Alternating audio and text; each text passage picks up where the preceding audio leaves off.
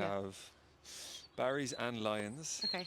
And also chamomile and peppermint. I'll do peppermint, please. Peppermint. Cool. Mrs. Rowe or Barcelona cup? Barcelona, please. Barcelona cup. I'm going to go berries. That's nice. It's a very relaxing setting, isn't it? Yeah, nice and warm. Can I have a bit more water? Yeah, please? Of course. Thank you. Is Moon Tour far? Yeah. My favourite teacher. My mum taught me when I was in 2nd class and 5th class. Did she? Yeah. Did you hate that?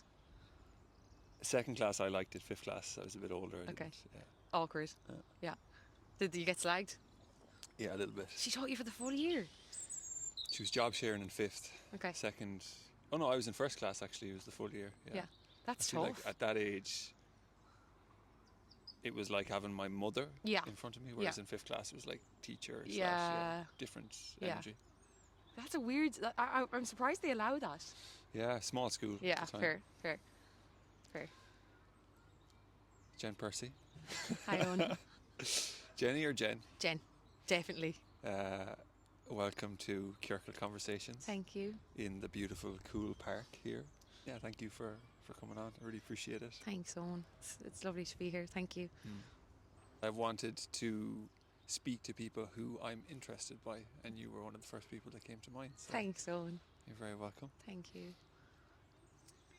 I think one of the things I'm interested by is for like someone so young to have so much awareness of like their own journey to this point. Mm-hmm. And then, so that's one part of it, but also to be able to share that along the way, like in what you and I would describe like the messy middle. Yeah.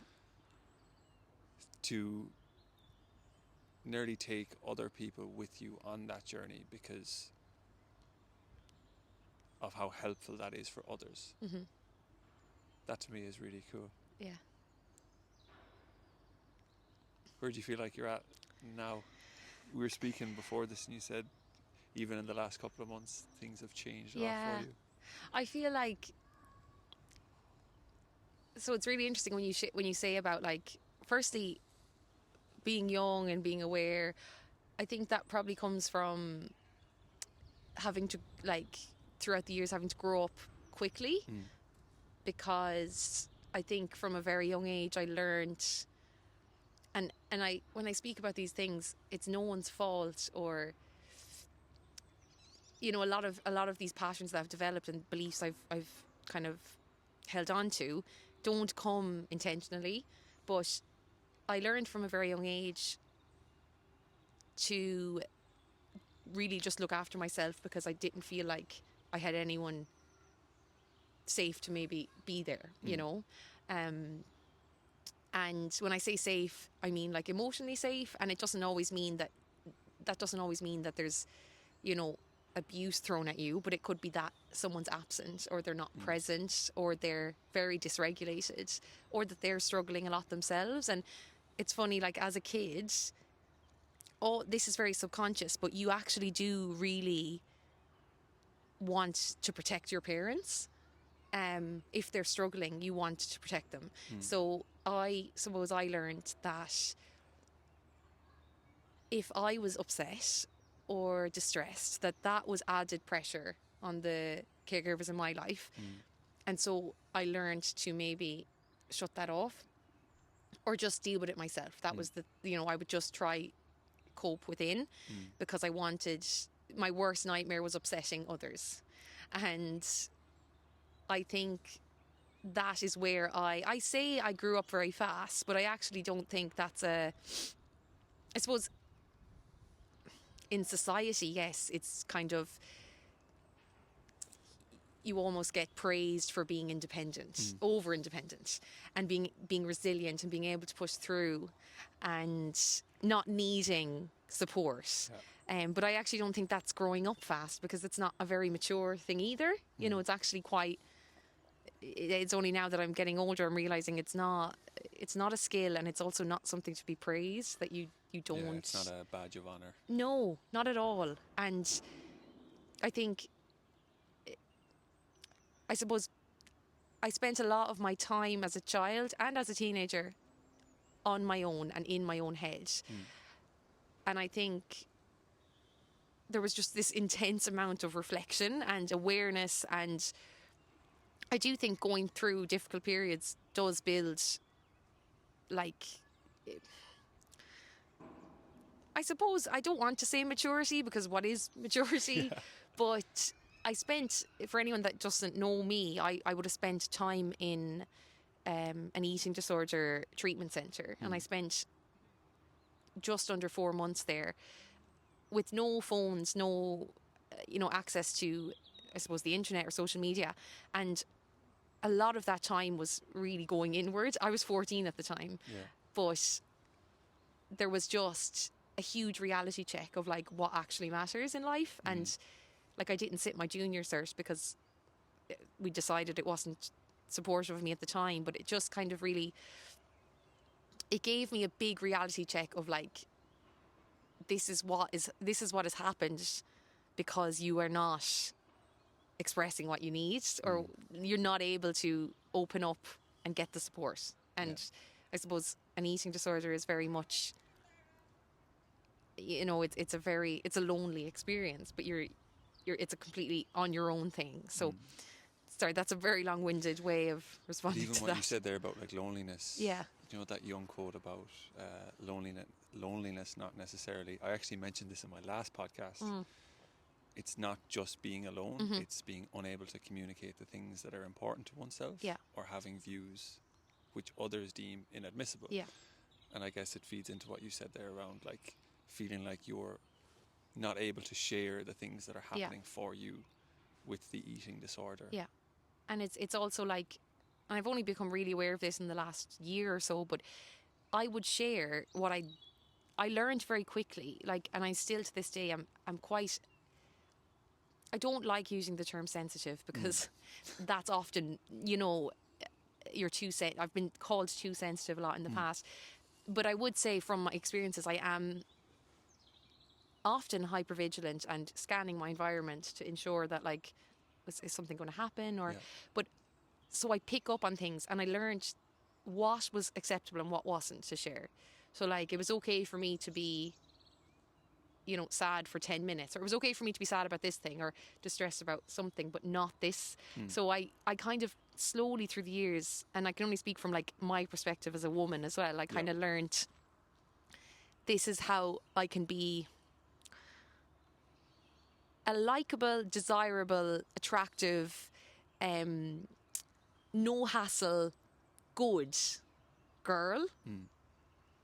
And I suppose I moulded into that through scanning my environment, looking at reactions, watching how people responded.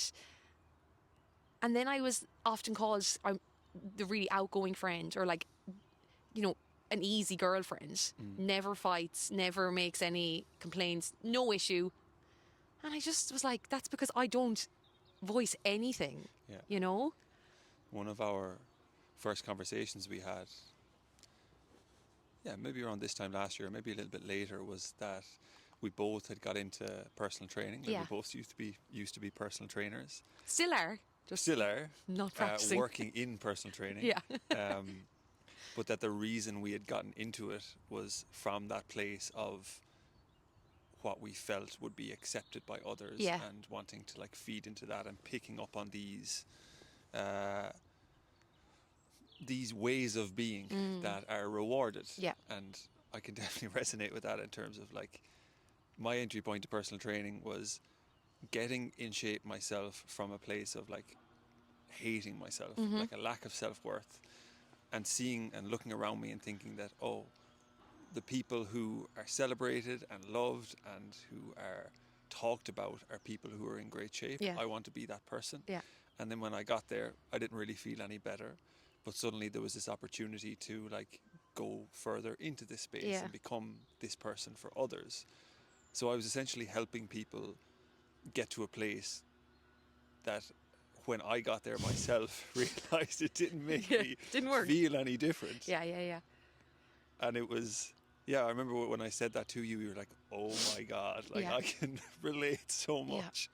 And it's like, what just came to mind there when you're sharing that is like, you think, people who are shredded or people who are in quote unquote great shape, like define what that means, but that they're valued, but they're actually valued by the people who value looking a certain way. So like, I actually, like, I'm sure you can relate now, but like the people I look up to, it wouldn't be based on physical appearance. It'd be more so around like their ability to communicate and like their respect for others. And like, but in the past I would have looked up to people with certain body types, but that was because my beliefs were so different. Yeah, I guess we project our own stuff onto other people in terms of who we gravitate towards. Yeah. And that's also, it's not me saying that it's not a worthwhile focus to work towards looking after your body. Yeah. But for me, it's kind of come full circle now where I'm actually in that place again of wanting to push myself harder and improve my body composition. Yeah. But the intention is completely different. Yeah. Like, it's from a place of self-love and not needing to look a certain way to, I guess, be validated by people around me. It's like, I just find it's so interesting because throughout the years of using, I suppose, my body and wanting to be in a certain size and like, it's all so subconscious. I thought, like, surely this is just how it is. And but I can so clearly see now how I was so unsure of myself and struggling so much inside that it's so much easier to just fixate on something like your body. Nearly a distraction. Huge, but it's so, you don't see it at the time at all. And like, similar to what you're saying now around getting back into pushing yourself, and like, I started running and by no means good, but I nearly come back from a run and I'm actually quite shocked that like I've just went for a run. I'm not trying to change my body, and I actually didn't hate it. Like, it's almost like, and there's definitely an element there of like, I actually do need to slowly expose myself back to that kind of exercise because I used to have such a bad relationship with it. But it's so weird. Like, who would have thought I'd exercise because it's nice? Yeah. You know? Yeah. It's great. I can't put my finger on the exact time that I had that realization, but it was definitely at some point over the last like year or so. Yeah. And when you and I met through breathwork, like my entry point into breathwork was my body being so tense and locked up that I couldn't exercise for like basically 2.5 years. It stress, the emotional holding that was happening in my body took me away from exercise. And I look back now, like, I wouldn't say thankful for the like the pain and the suffering, but it led me to that place of actually coming back to exercise through a different lens. And it is so much easier to continue exercising from that place than it is from a place of lack. Because it's about how it makes you feel, not how it makes you look. And it like, and I feel men and women have different experiences with that in terms of like, for you, well, your body was giving you signals to slow down and stop, and which I was completely oblivious to. I didn't even know that the body could do that. Like, this is because you're young and you're fit and you're eating, and you know, it's like, surely I should be fine, you know. But I think in a way it can be harder for men because women have a much more obvious sign if they lose their period, which I did, and I was like, shit, like, that's actually quite alarming. Whereas men don't have as strong of a, like, it's more subjective, which is hard because it's your perception of I'm tired or this is sore, or we have a like factual thing going on. For the men listening to this podcast, can you just an insight into like what that means for a woman in terms of like a warning sign? Yeah, so I suppose obviously as a woman, we all should have a regular menstrual cycle. So and I suppose in school we learn about our period and we learn about what it means, and I suppose the biggest thing that we would have learned is that when you get a period, you now can have kids. So you'd be terrified. Scared if a boy looked at you, you get pregnant. But what's really important is that, you know, becoming pregnant, like having a regular period is a sign of, I suppose, being fertile and being able, but it also has so many more functions. And there's a lot of women who choose never to have kids, but they still should have a regular period because it serves a lot of purpose as a healthy individual. So like you can view your period as a monthly report card. A lot of women have a lot of disruption in their cycles due to stress and maybe other syndromes that are going on, but it's a really, really good indication of health for a woman. And I suppose for me, I lost my period for over 6 years, and everyone has different stories, but for me it was due to stress within my body. So stress obviously comes from multiple different forms, but for me it was physical stress and emotional stress. So I was over exercising, I was under eating, and I was my mental health was very poor at the time. So we have this thing in our brain, it's the HPA axis, but it basically signals, like, I suppose you could say, is my body safe enough to recreate, like have a baby? And it's not. When you're not fueling yourself properly, you can't look after a baby as well. So but with that becomes a lot of psychological problems, because our hormones are now really they're under functioning. So for someone who has a regular period and they're very healthy, there's this thing called ovulation, which is the middle of our cycle, and that's when a woman feels their best. And it's really funny, evolutionary, like women will feel their best around that time because they are fertile and because they want, like, evolutionary, this is the time to go find a man. Okay. And men will notice when women are ovulating subconsciously. You'll see that a woman is more open, or they're maybe flicking their hair more, they walk a different way, more energy. But that's really good for a woman's mental health, to have that period of feeling quite good in themselves. And when you don't have a period, you never have that. So you're quite, I would say, I felt quite numb. Baseline, like mood is very low. Sleep is poor. Like everything is impacted. Sex drive, non-existent, which obviously really impacts if you're in a relationship. But I suppose to have a healthy period is to have a healthy body.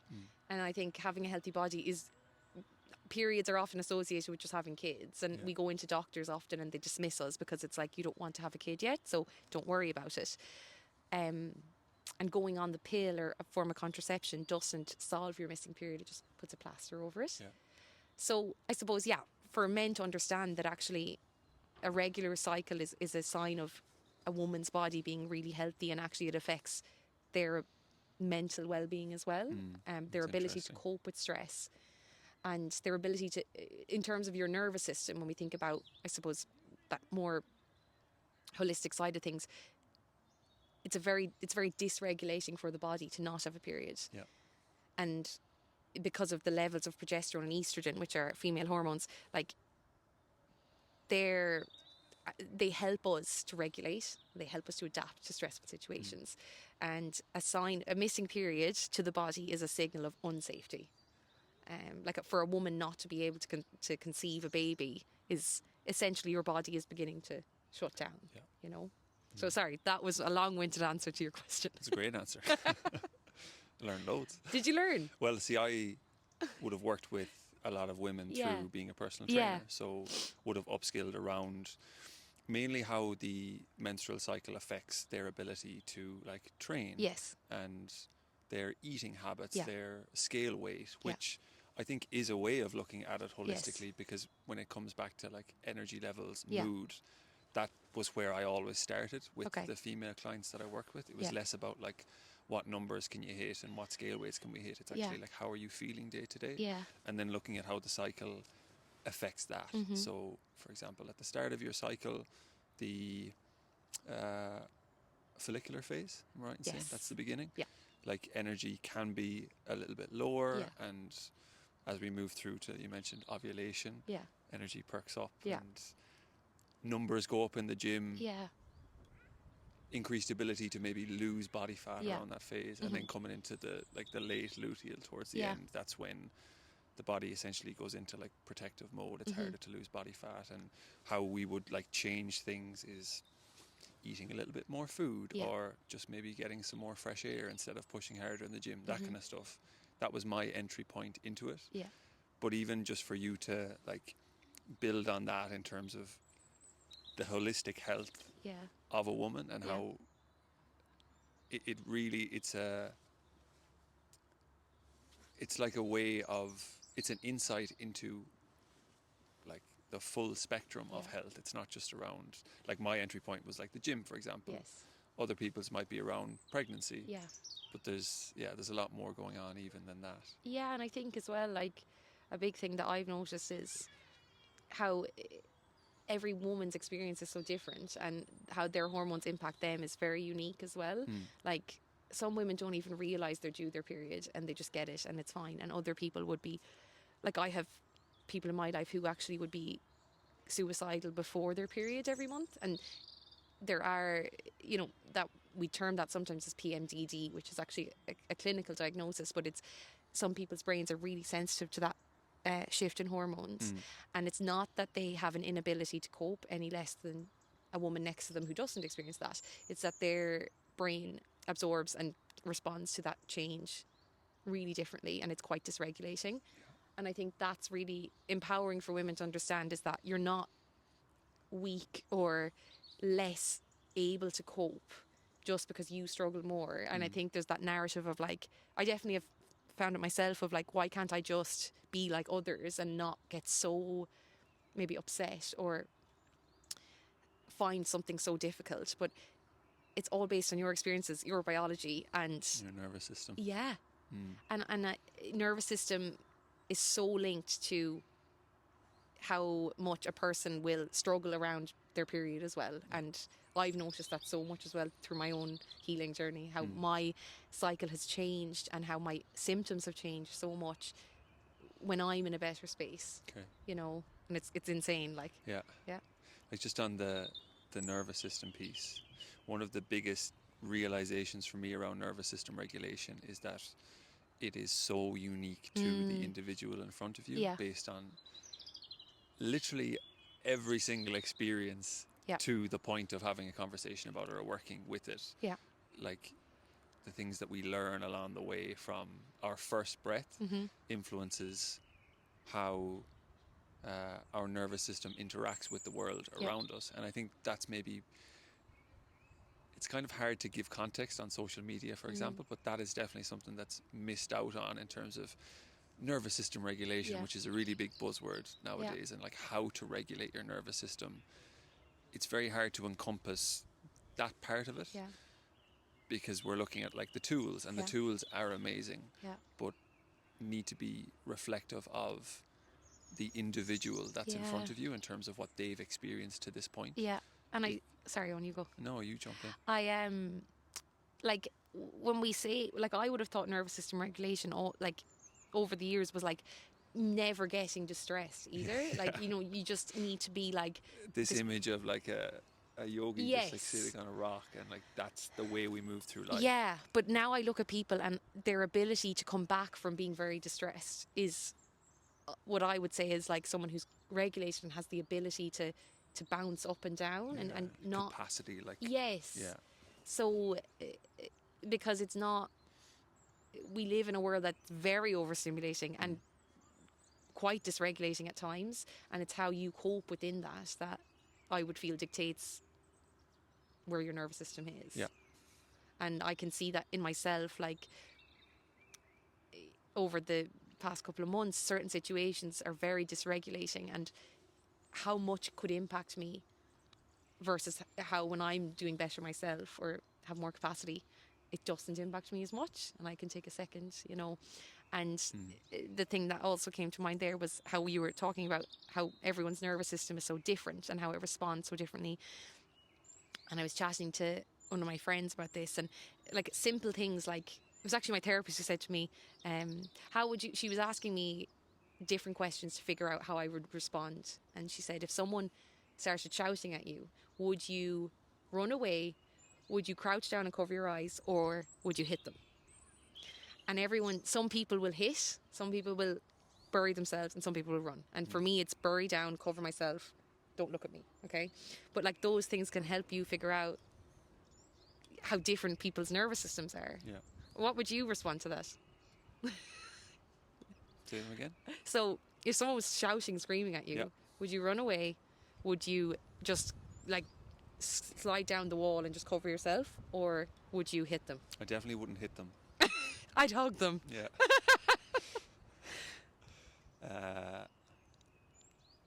Or maybe you'd do something different.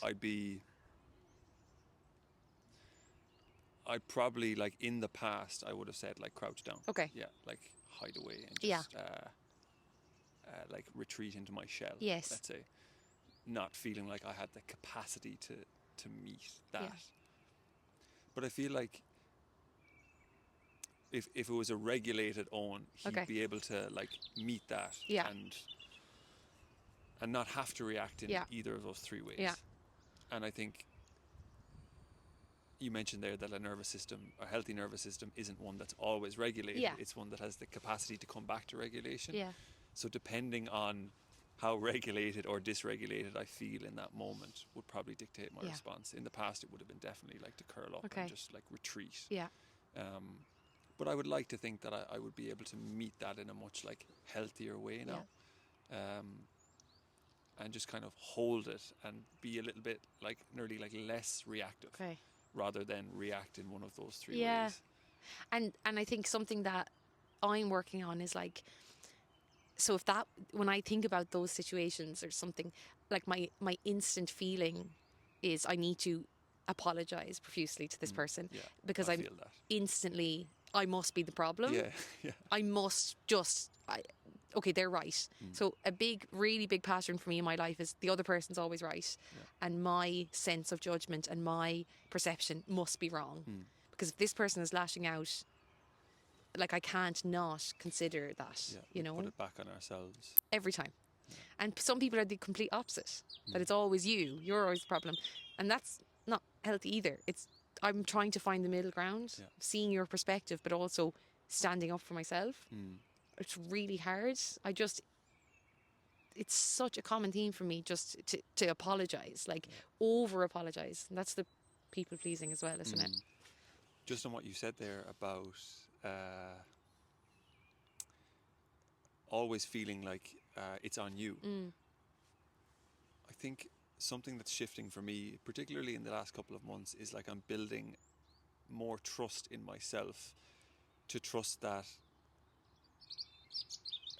the things that I'm picking up on, to be with those a little bit more, as opposed to thinking that it's always me. Like if maybe there's a shift in energy with somebody that, it must have been something that I did wrong. I think the more you come inwards and get to know yourself and build trust in yourself, the more you can see things a little bit clearer in those situations. Now, look, it's far from that all the time.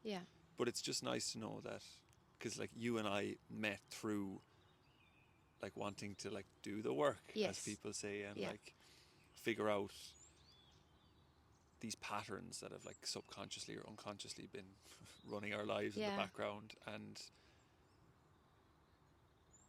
that can feel like a very like messy place, a very scary place, but definitely over time you start to build this, like John O'Donoghue refers to it, he's an Irish poet, lived in Connemara, as this like well within ourselves that we can come back to, this like wellspring of inner knowing or trust. And I really like that idea that the more that starts to grow, the more you can recognize that in situations that you've described as like, no, maybe I'm actually like pretty solid here, and it's not my stuff. And I think like it's something I've learned as well recently is that, you know, I would have considered myself as someone who was able to stand up for myself and would voice how I felt, but that would only go okay if it was received well. So now it's a case of like, I will be okay regardless of the response. And if I stand up for myself and it's not heard and it's pushed back, I used to be like, okay, no, can't do it. So I'd get to stage one of like, okay, I'm going to voice my needs. they're not heard, and then I'm like, never mind, bad idea. Whereas like Retreat.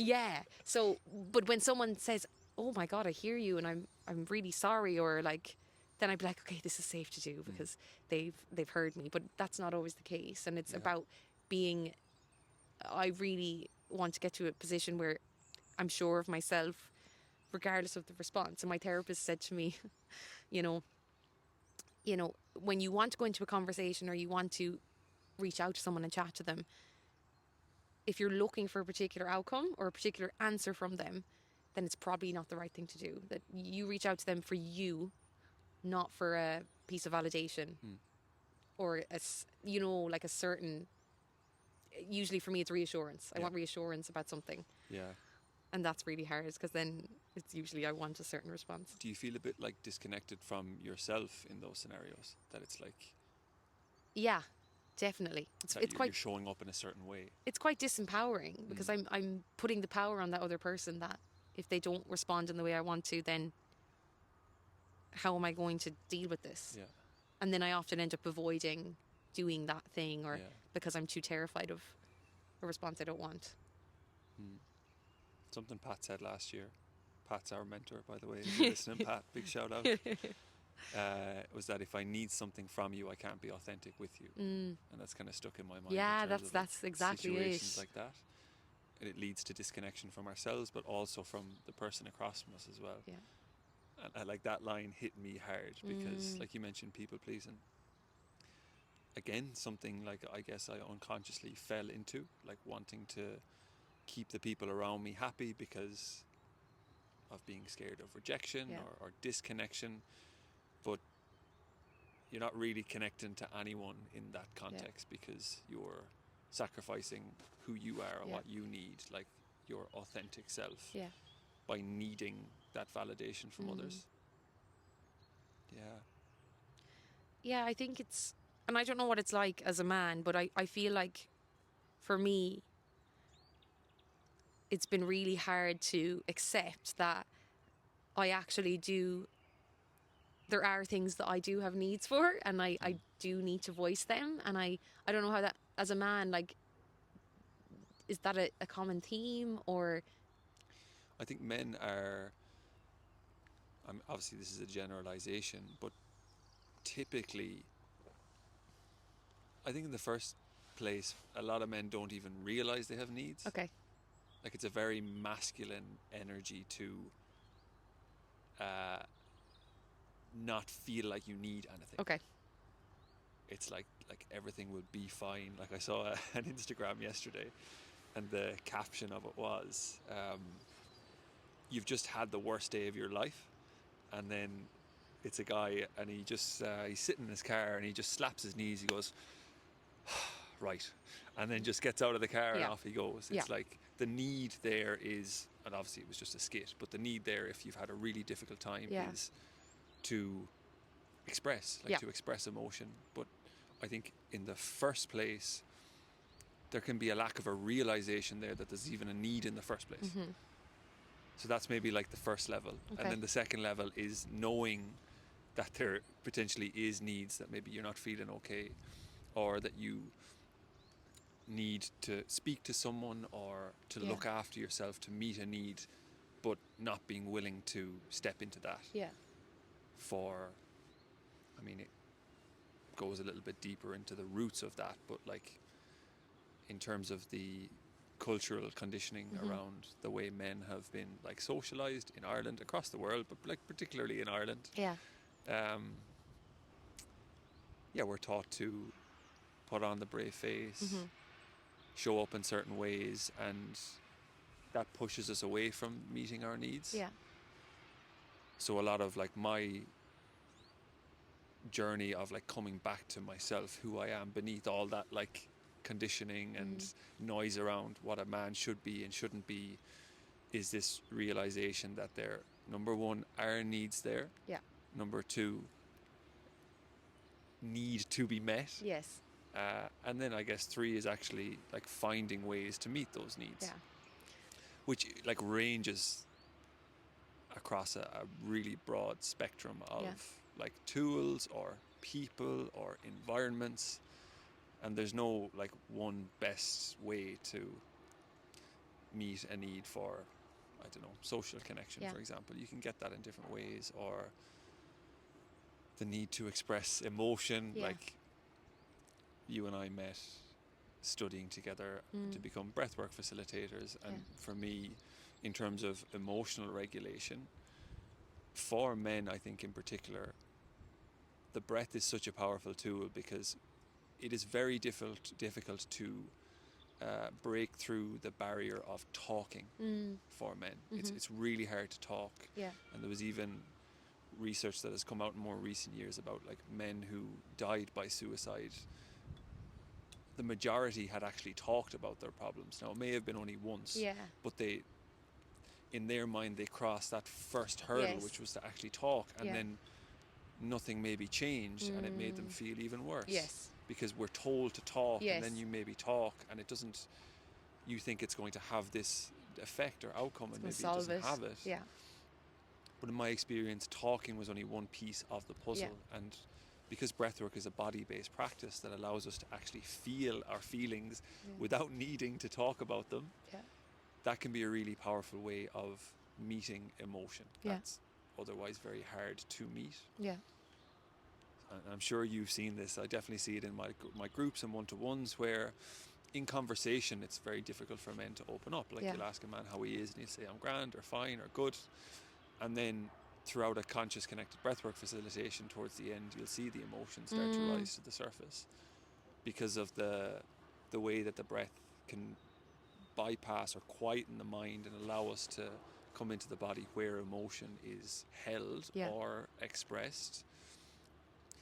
And that to me is it's a really powerful practice for men to help. Kind of comes back to the question you originally asked, like meet the needs that we have, because we're not robots. No. And I think we like to think of ourselves as that in ways. Like, let's just take the Terminator movie, for example, where it's this like ultra masculine, go, muscly, stoic kind of man, which, I mean, I haven't seen Terminator in a long time, but like, even coming back to my fitness days, that was the type of man I was working towards.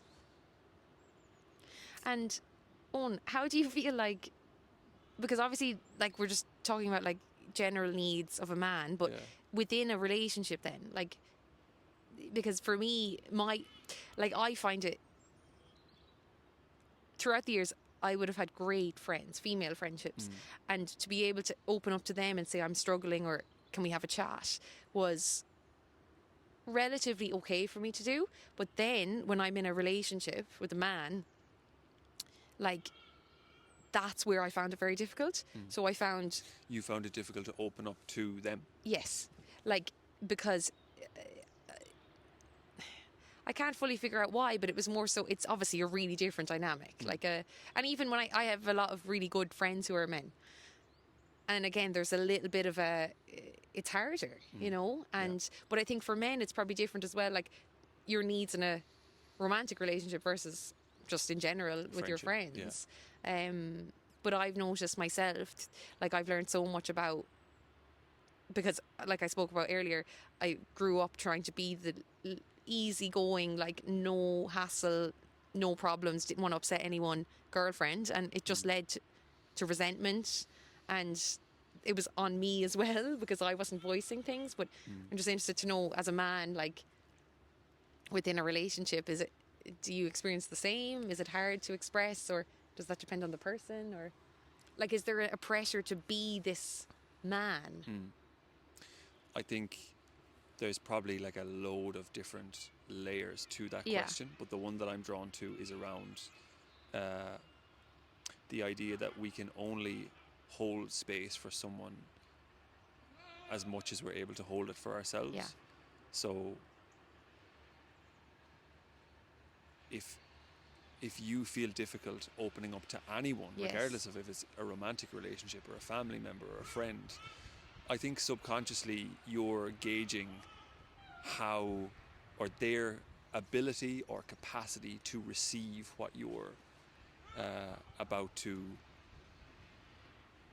explain to them in terms of how you're feeling. And I say subconsciously because our bodies will pick up on that before words ever come out of our mouth, in my opinion. And for me, it comes back to safety. Yeah. Safety in our bodies before we even feel comfortable. Like if you get a sense that the person you're about to share to can handle what you're sharing, then first of all, it's like, keep that fucking person in your life. Because it's a really powerful and I think undervalued trait in someone. And then secondly, I think we've all probably been in situations before where we've said something to someone and it hasn't been received in the way that we would have liked it to. And that can be really hurtful. Yeah. And it can cause us to retreat back into ourselves. But I see that maybe in myself as something for me to work on. Yeah. That I can get to a place where, number one, I know who my people are. You listen to the people shouting. This is part of the beauty of I don't know what he's doing. Like the people in the background. I was recording in Dublin a few weeks ago, and there was a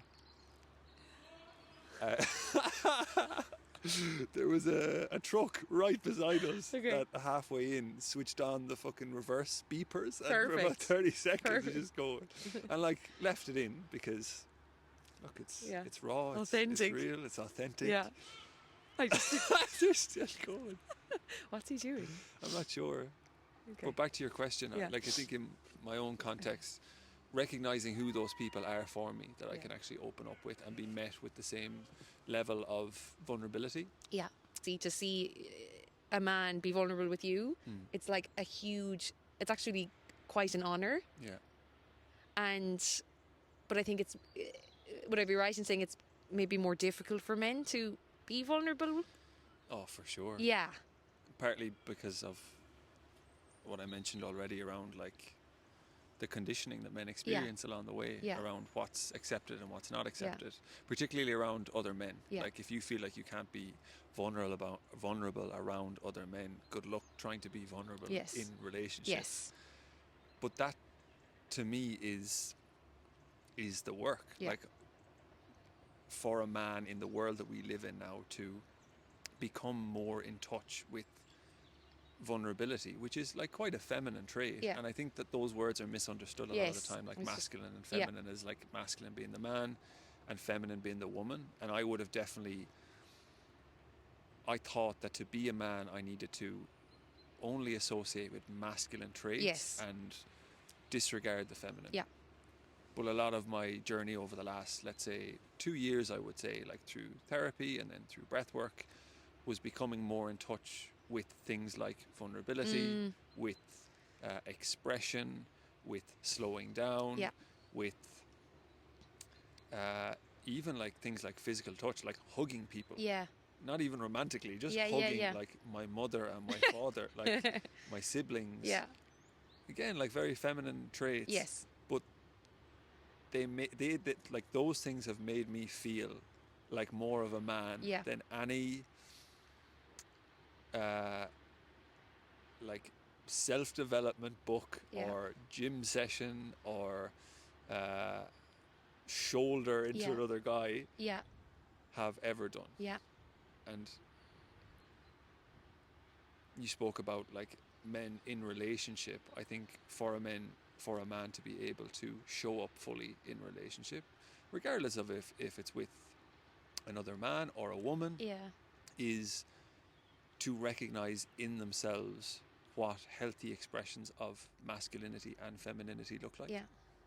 That to me that's kind of where I've been at in my journey and piecing that together. And it has changed the way that I show up in my day-to-day life. And being honest, it's made me feel ready for a relationship for like the first time. Like I've been in relationships in the past, but looking back, my world felt very small in relationship because of not understanding myself. Yeah.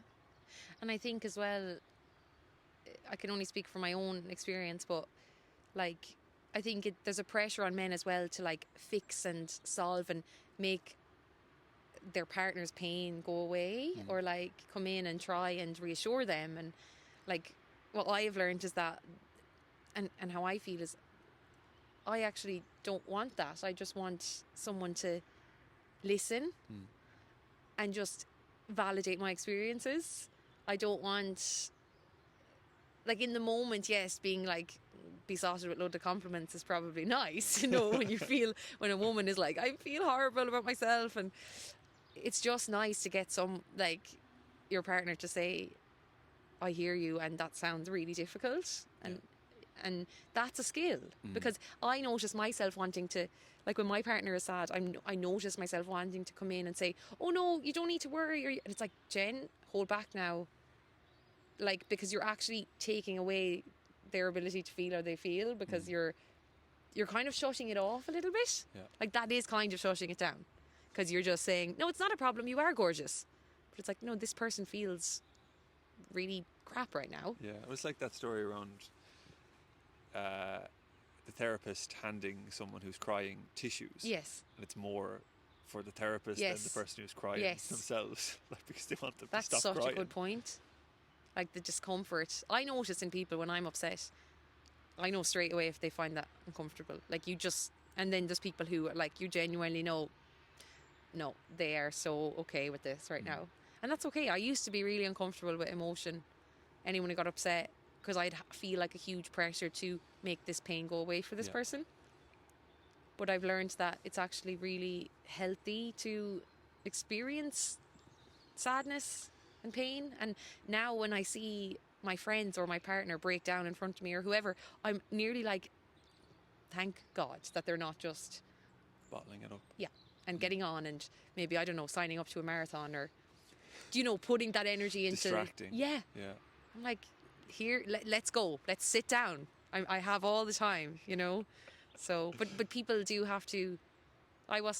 People have to want to do that themselves as well. Yeah, that's a missing piece for so many people, I think. And I speak anecdotally there. It was like a huge missing piece for me. Yeah. I didn't realise that it was actually a good thing to feel. Yeah. And Brene Brown speaks about that a lot. It's like, you don't get the happiness and the joy without the sadness and the grief. And like I said, it made my world feel very small, being shut off from emotion. Yeah. Because, again, we pick up on it either explicitly or implicitly that it's not actually rewarded or safe to express. Yeah. And that's, I guess, when you maybe get to a place of expression and then somebody comes in and tries to fix. Yeah. That further, like, invalidates your expression. It's like, oh, they really don't want me to express here now. Yes. So it's just easier to not. Yeah. But maybe it comes back to that idea that the more deeply you meet yourself, the more deeply you can meet others. And relationship and friendship, but definitely relationship, it shines a light on all of that stuff within ourselves. Yeah. And I think that's a really, like, powerful insight. Yeah. To be able to recognize that in yourself through the mirror that is somebody else. Yeah. I feel like my world has just been opened up to this box that is emotion through the breath mainly over the past year, and it's made it's added such, like, depth and, like, richness to my life. Yeah.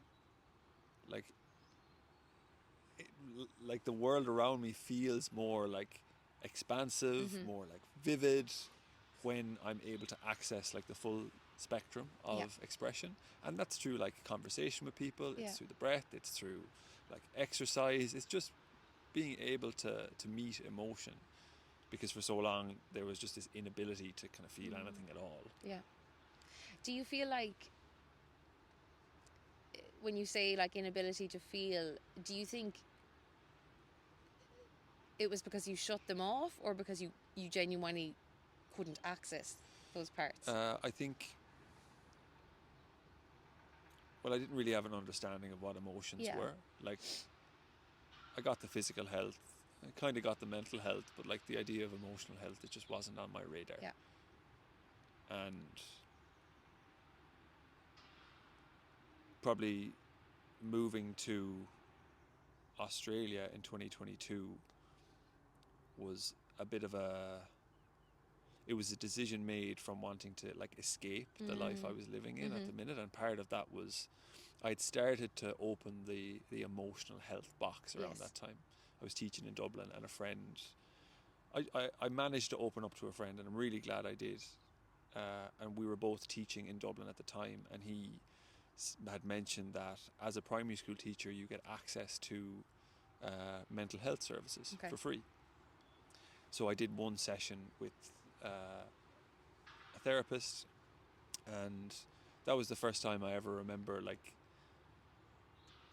having a conversation around emotion. And we did this like breath practice, which was it's called a flower breath, where when you're breathing in you imagine the flower expanding, and then when you're breathing out the flower contracts. And her reference point to it was like, as you breathe in you feel the emotion rise, and then as it comes back in you feel the emotion soften, just as a way to meet emotion. Like, I found that session somewhat helpful, but like there was obviously a lot more going on in terms of minding my health that I wasn't ready to move into yet. So like moving away was like, oh, if I move to the sunshine I'll feel better. And it was like the complete opposite. Like that first month was an absolute shit show. I can so relate. Oh, I remember I had started seeing a psychologist that summer. I moved to Australia in the September, so that summer I'd started seeing a psychologist, and we had kind of brought it to a close because it was in person at home in Ireland. And a week after I got to Australia I was like, I need a session with this man. I need some support here because I'm really struggling. So we had one session, and that eased some of the immediate anxiety that was coming up.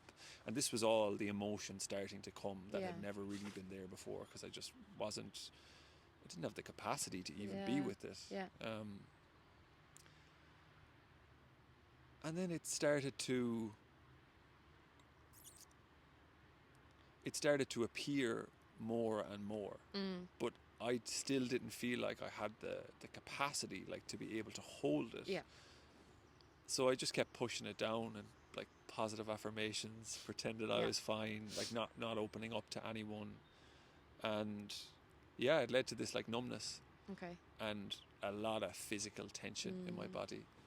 So 4 weeks after I moved to Australia, I forked out like 10 grand for this hip surgery that I thought was going to fix me up, and I'd like lived the Aussie lifestyle, like running on the beach every morning, getting in really good shape. And this is back in the PT days as well, so this was like big for me.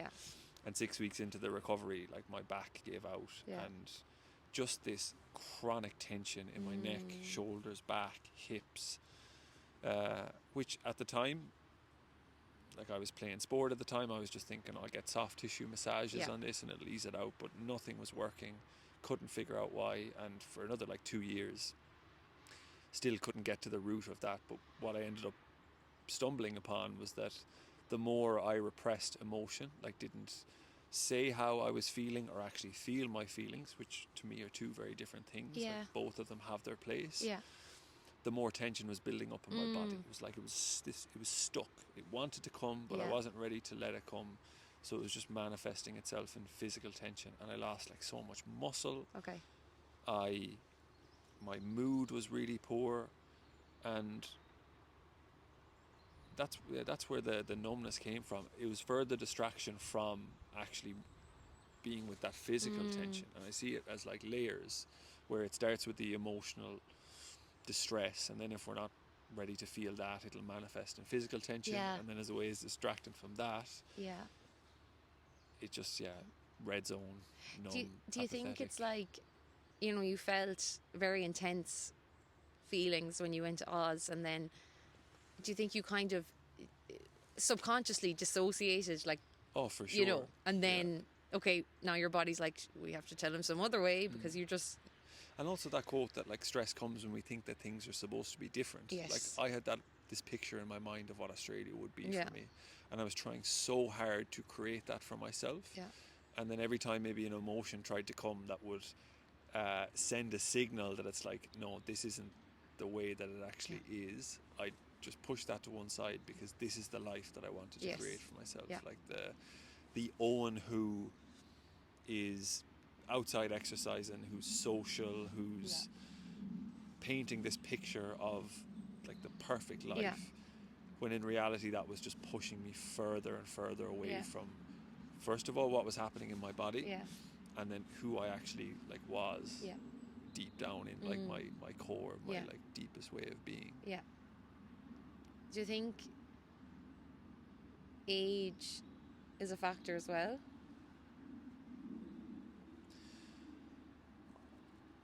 I think yes and no.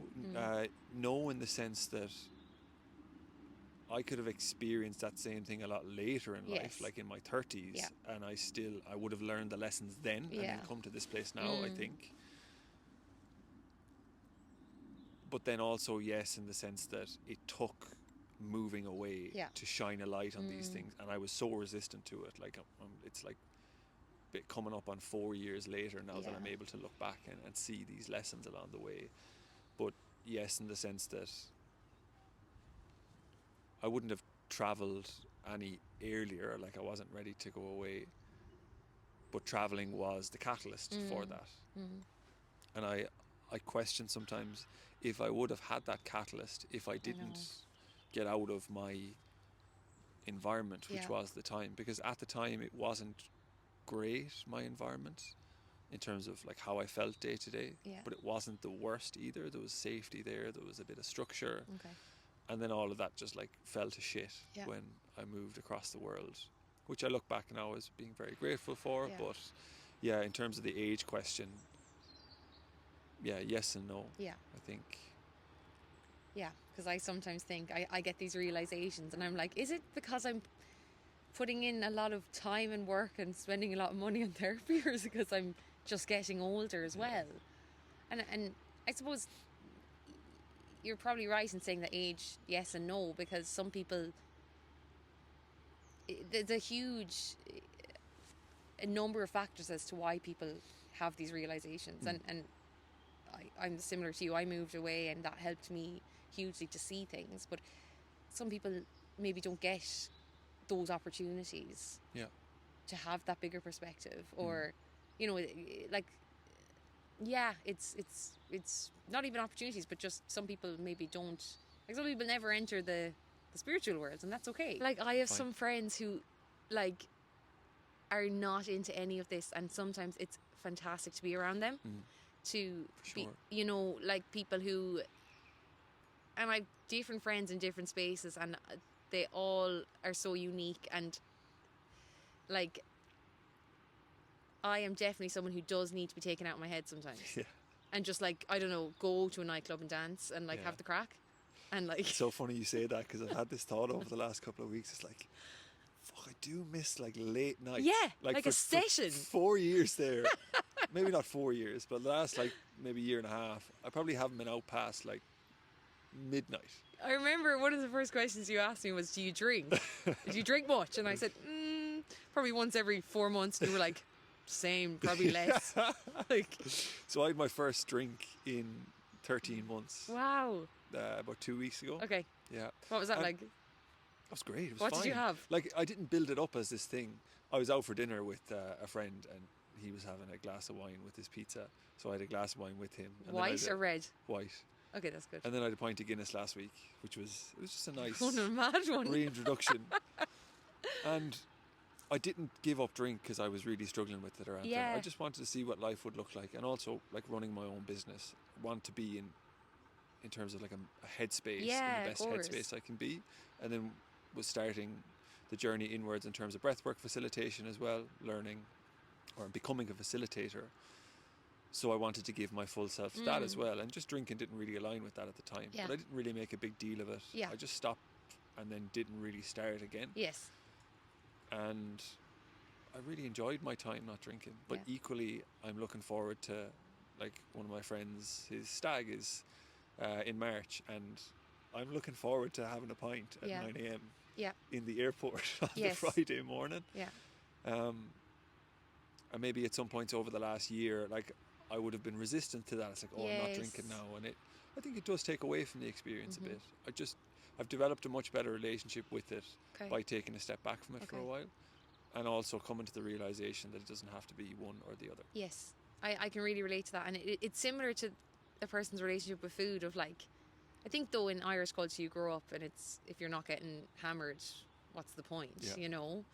But you know, as I've learned now, it's so much more than just the drink. Like, it's actually the environment, and it's not a bee, is it?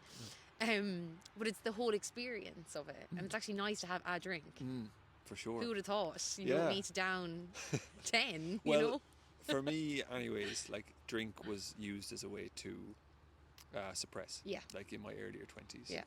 So I'd feel shit during the week, and I'd drink at the weekend just to get away from it. Yeah. And I wasn't an overly excessive drinker, but like your classic, like going through university, getting absolutely blackout drunk a couple of times a week. Yeah. And just normal. Recovering, just kind of standard, like you said, like cultural. Yeah. And then it got to a place of just wanting to feel some enjoyment in my life, so I would drink to get that. Yeah. And I don't think that's a healthy place to be, because it means then when you stop drinking, you're giving up enjoyment. Yeah. And we need enjoyment and fun in our lives. Yeah. And I think I've spoken to people about this. People who struggle to stop drinking don't recognize what it is they're missing out on when they stop. Yeah. So if you're someone who goes out every weekend and drinks, stopping drinking means that you stay at home. And then when you stay at home, you're lonely. Yeah. And it's not a nice feeling to be with. Yeah. And one of our deepest innate needs is for social connection. Yeah. So we feel like to get that, we need to go and drink again. And that's why it's so difficult. Like, dry January is really hard in that sense, to keep that going afterwards, because we're missing out on social connection. And part of the reason why I set up like ciorcal community, which is like bringing people together, is to create spaces where people can connect outside of pubs. Yeah. But that's not to say the pubs aren't also a great way to connect with people. Yeah. It's just offering choice and variation. Yeah. And it weirdly, finding spaces outside of a pub, for example, to socialise has improved my relationship with like pub culture and coming back to drinking, because it's like, this is one way that I can socialise with people and enjoy myself. This is another way, like climbing a mountain with people or going to a group breathwork facilitation. Yeah. Yeah. Because it's not like it's this or nothing. Yeah. Your choice. And you and I can maybe relate to that idea that growing up it was that or nothing. Yeah. Like, unless you play sport, but most people fall away from sport in their 20s, and it's like trying to find another way to connect socially, and there just isn't anything. Yeah. Yeah. Jen Percy. Owen. Oh, this is great. Yeah, it was brilliant. Where can people find you in terms of Limerick? I know, I'm joking. What's your address? I'm not from Limerick. I am not from Limerick. I'm from Tipperary. But best place to find me is my Instagram. So it's Journey with Jen, with 2 underscores at the end. What can they expect to find there? I would say what comes to mind is like an evolution of me. Like, we spoke earlier about me documenting my journey over the years, and I've changed and gone through so many different stages, and I feel like I have been playing a little bit of catch up, because I missed out on a lot of years through my teens with being unwell, and I think that's why the change within me in the last 2 or 3 years has been so rapid. Is like I started out, you'll notice on my Instagram now I have archived some posts, but I used to be like so into fitness and eat this, eat that, and high protein, and then it shifted into like eating disorder recovery and weight gain, and now it's more so into that holistic health piece. But yeah, I think now what you'll find is it's more so me that I'm presenting, not necessarily, and my experiences, instead of like do this, do that. Yeah. I suppose I don't want to say not. I obviously do offer services, but it's different. It's like, this is me and my experience. Well, I think something that strikes me about your presence online is it's you. Yeah. Like, people connect to you, not as much the things that you offer.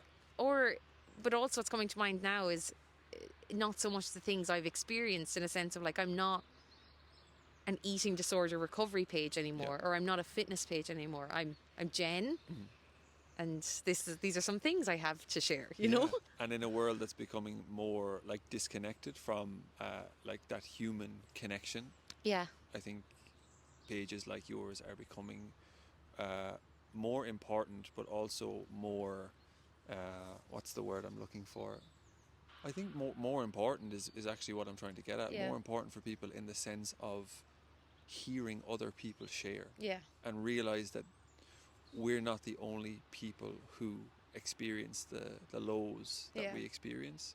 Just to feel seen in that way, in a world that feels like it's becoming more sanitized and disconnected, is incredibly powerful. And the online space allows you to bring that to more people. I think that's something I really enjoy about like looking at your page. Thanks, Owen. It's you can connect on a much deeper level to it. So it's my Instagram that is mainly. I do have a podcast which we haven't had an episode up in a couple of months, but that's Jenny for Your Thoughts, it's called. Cool. And that's kind of it. Nice. Thank you. Thanks so much, Owen. I really appreciate it.